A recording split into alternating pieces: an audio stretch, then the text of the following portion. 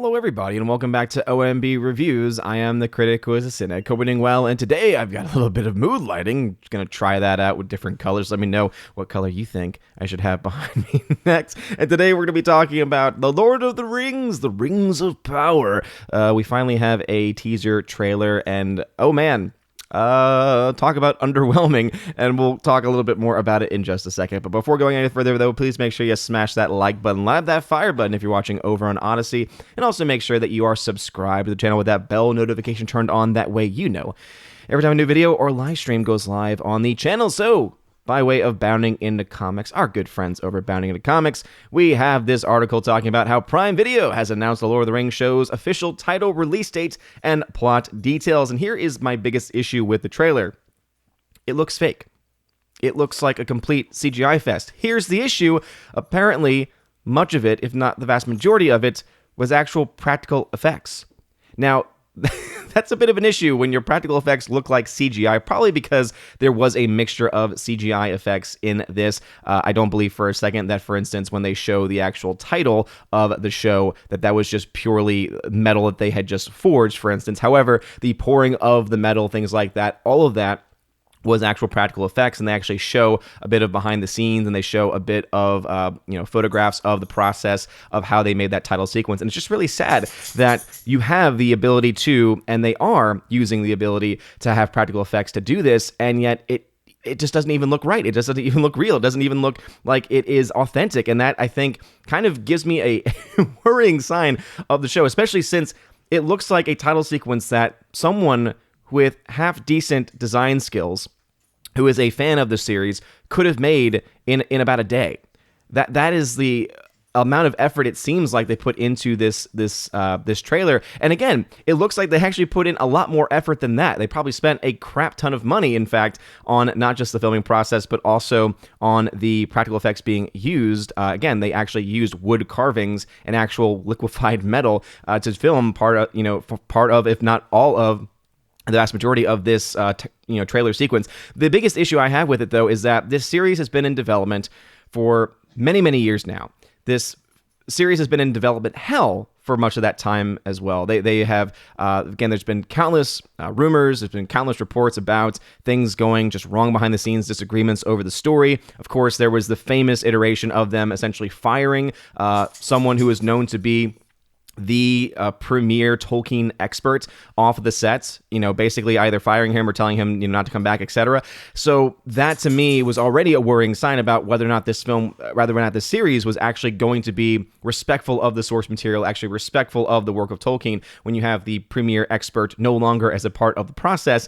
Again, I think that should by itself make anyone who has been a fan of this series before. For those that don't know, I am someone where I grew up with my dad reading The Hobbit several times to me and to my brothers when we were kids. Also, as we got a little bit older, started reading The Lord of the Rings as well. And then when the movie started to come out, right, the Peter Jackson Lord of the Rings films, we went to go see those as, together as family. And then when I was an adult, when the Hobbit films came out, even though the Hobbit films were not very good, it was something that I was able to do with my dad. I was able to go to see those films with him, and actually I saw all three of the Hobbit films specifically because it was something that me and my dad were able to do together, even though even my dad was like, yeah, I mean, I guess it's okay. But clearly us understanding and realizing how far away from the books those stories truly delved off the rails. And so the Lord of the Rings and the work of Tolkien, especially with The Hobbit, Lord of the Rings, everything, attached to Middle-earth, really does mean a lot to me,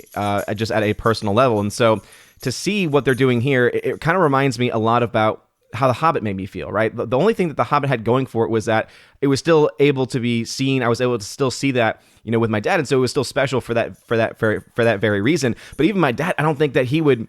I don't know if he'll ever watch the series or not, but I just feel like he would be looking at this saying, okay, it looks kind of cool, I guess, but again, it just doesn't really feel like Lord of the Rings at this point in time. The score, I will say, in the trailer definitely has that feel to it. The voiceover, I actually looked at, people are speculating that it was likely the actress that they have casted to be Galadriel.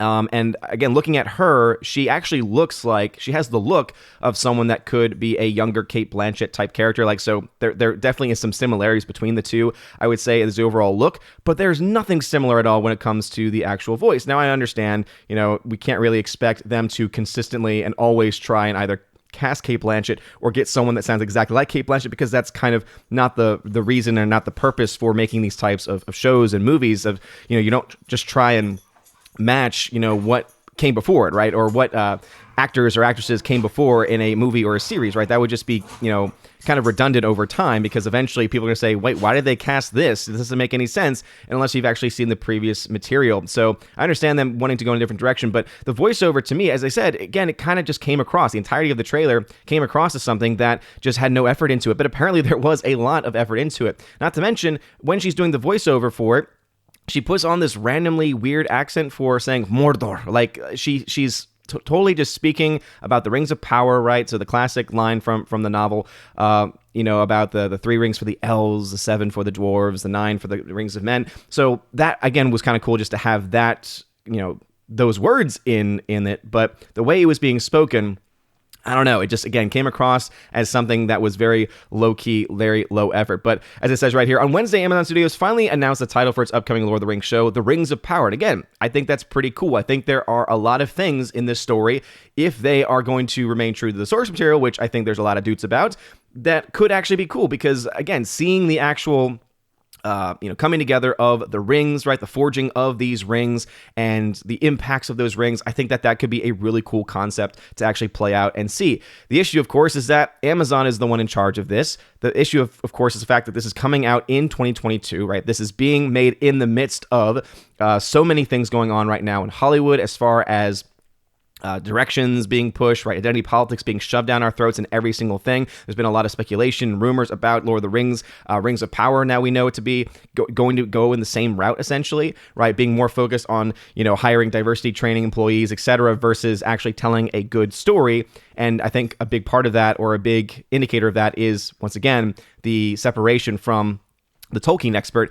It is, I think, reason for people to be a little bit concerned here. It goes on to say, Prime Video will be dropping the first episode of the show on Friday, September 2nd, 2022. After that, subsequent episodes will debut on a weekly basis. I think that's a smart idea to have the weekly debut. Along with the new title and premiere date came an official description of the show. It goes on to say, Lord of the Rings fans have known for quite some time the upcoming series would be set in the fabled second age of Tolkien's Legendarium. Now they know exactly what legends the story will be focused on. Hardcore fans will be pleased to know the series follows the forging of the iconic Rings of Power, foreshadowing an epic story that welds the major events of Tolkien's second age together. I know, River, I know. It could be really exciting. It could be.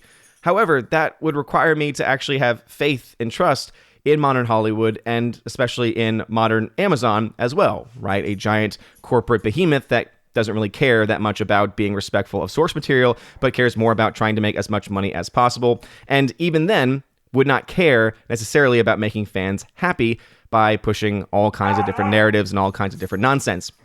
It goes on to say, the Rings of Power unites all the stories of Middle-earth's Second Age, the forging of the rings, the rise of the Dark Lord Sauron, the epic tale of Numenor, the last alliance of the elves and men, showrunners J.T. Payne and Patrick McKay said, according to an official press release. Until now, audiences have only seen on screen the story of the One Ring. But before there was one, there were many. I know, River, I know. Calm down, all right?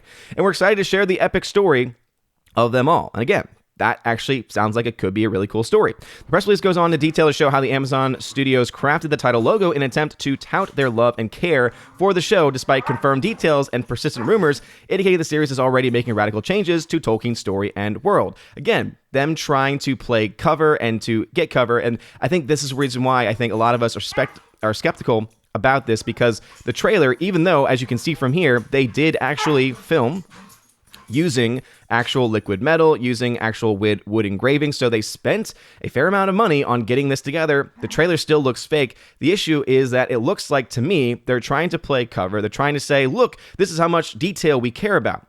The issue is that it doesn't come across in the trailer because it looks fake. It looks like CGI. And secondly, that does not take away from the fact that in this teaser trailer of a series that you've been working on for years, you did not show a single frame of the actual show itself, which seems to indicate that you're trying to hide something. At least that's what I'm getting from it. Now, I know that teasers are always supposed to be very Little on the details, not showing a whole lot, but I still remember one of my favorite teaser trailers ever made was for The Dark Knight. The Dark Knight, it had no images from the film, but it had voiceover. It had voices from it. And I remember the moment that got me and got so many people hooked saying, I cannot wait to see this, was when Heath Ledger's Joker voice came and it says, I'm a man of my word, and did his laugh. Everyone was like, oh my goodness, that was Heath Ledger? What's going on here? This sounds great. We don't have that from this. We just have a random voiceover by an actress that no one really knows.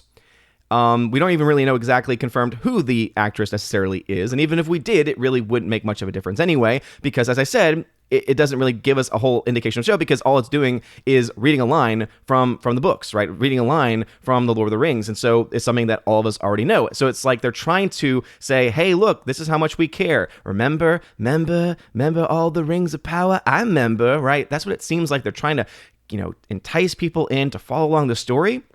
But again, they have not quelled many of the concerns that a lot of hardcore fans have about this show. But again, look over here. It says, just as so many elements of the show itself were handcrafted, Prime Video chose to physically forge the title in a blacksmith foundry, pouring fiery molten metal into hard carved wooden ravines shaped in the letter forms. And again, we have images here to confirm that. Amazon captured the whole process in slow motion for a live action video, which they are using as the official promo of the series. They also noted the bespoke title treatment appears crafted in a silvery metal with lines of Elvish script inscribed along the crest of each letter form. You can watch the promo below. In the video, a character recites Tolkien's famous ring verse. The character could very well be the royal elf Galadriel of the Wolves of Lothlorien.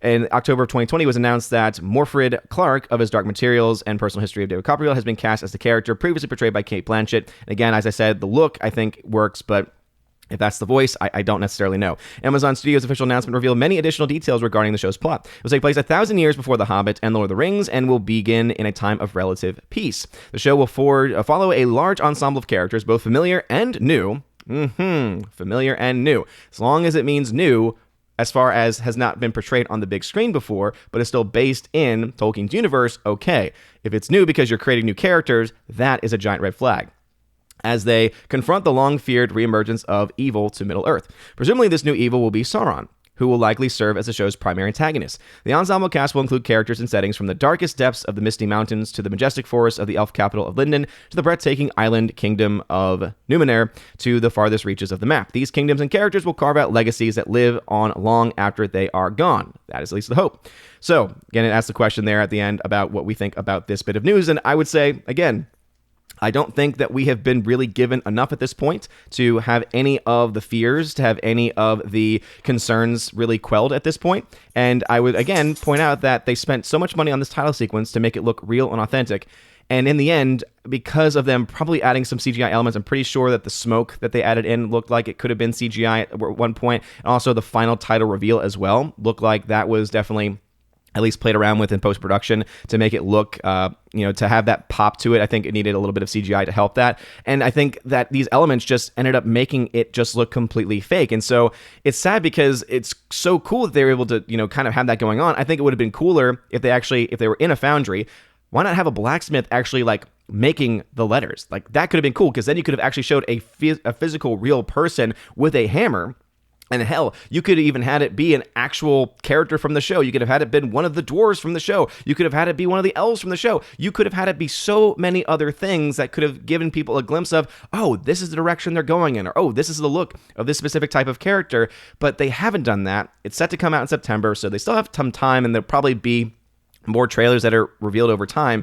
But I just think that there is a lot of reasons to still hold our breaths on this one. At least that's just my own personal thoughts on it. And I'm sure there's things that I have missed. So what are y'all's thoughts about The Lord of the Rings, the Rings of Power show? Again, I think the concept is really cool. And if this was in more trustworthy hands, I would be so hyped for it. However, it's in the hands of Amazon. They cut ties with the person who is a Lord of the Rings expert, who is a Tolkien expert. This tells me that they care less about respecting Tolkien, the source material. Keep in mind, Tolkien himself was a devout Catholic. This story and all of his works had inspiration from a Christian perspective, from a Catholic Christian perspective, from a traditional Catholic Christian perspective. And I just do not think that massive corporation Amazon or any of the people who are attached to this series are going to be able to bring and keep that mindset. It reminds me a lot about what happened with A Wrinkle in Time. Remember, Ava DuVernay got, a ton of money. $100 million to make that movie. The movie sucked. And one of the biggest reasons why that movie sucked was because Ava DuVernay decided to basically strip out any of the Christian messaging of that story, right? That story had a lot of Christian undertones in it, and they decided to strip that away. They basically tried to strip God out of the story. And when you do that with a story that is having at the very basis, it is going to lead to catastrophe. If they do that for this story, which again, I have every reason to think that they will do that, they will not respect it based on, again, kicking out the person who would be an expert on Tolkien and not having anyone that really is identifiably known to be someone that's going to understand the Christian mindset or the Catholic Christian mindset at that in the realm of this story.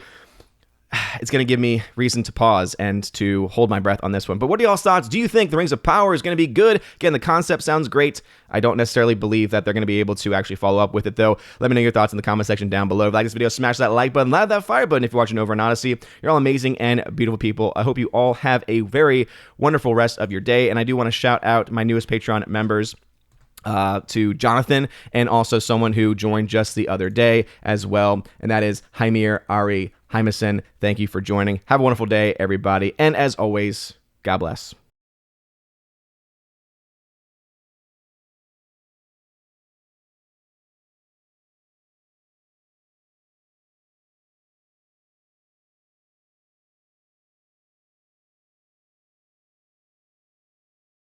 And now for a huge shout out to all of my January Patreon Subscribe Star and Locals members. Starting first off with Locals, shout out to Kara Tharp, UAB Mad Dog, Mike Jackson, Biffer DeHobbit, and Robert Barnes. Thank you all very much for supporting me over on the Locals platform. Also a shout out to my Subscribe Star people, UAB Mad Dog, Mike Jackson once again, Storm Tracker, The R, Fast Reaction, Nosferatu Gatsu, Stand 4, John B, Mr. Roy, Glinzer, J. Alex McCarthy Jr., Dean Heiss / the new number 2, J-Rod the Beer Guru, and ZK Man. Thank you all very much for supporting me over on the Subscribe Star platform. And lastly, to my Patreon supporters, my 30 Patreon supporters over there, animation commentator Brandon, let's go Brandon, Brian P., Christopher Bowman, Father Christopher Miller, hail to you Father, Father Damian Cook, Garrett Searles, Hannibal Grimm,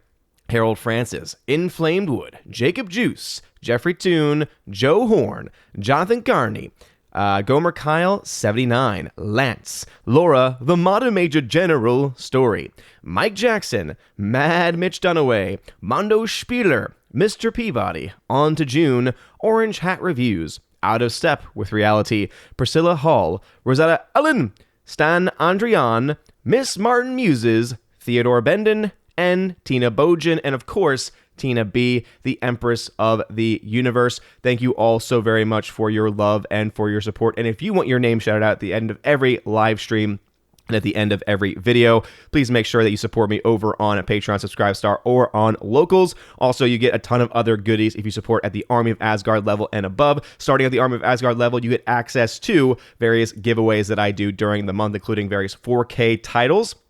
Many of them 4K Steelbook titles, and so if you want access to that, check out the Army of Asgard level on those platforms specifically. You also get access, once you are a Keeper of the Bifrost level member, to that, plus a podcast that I do with John the Flick Pick Flickinger, where you actually get to ask us questions, and also, of course, get access to that and the library of previous podcast episodes. We're up to about 33 episodes now that we have been able to do. I think most of those episodes now at this point we've actually done it together, which has been a lot of fun. And of course, you can join at the Chosen of Valhalla live stream, Chosen of Valhalla live stream level, where you get access to not only all of those things, but also you get access to be featured on the channel once a month during the Chosen of Valhalla live stream with the other Chosen members, which is always a lot of fun. Also, during your first month, you get a free t-shirt sent anywhere in the world. You just let me know your size. Let me know the t-shirt that you want from the store over on Teespring or on TeePublic, whichever you prefer, and I will gladly send that out to you if you're at that level. Anyway, you guys are all amazing and beautiful people. Hope you all have a wonderful rest of your day, and as always, God bless.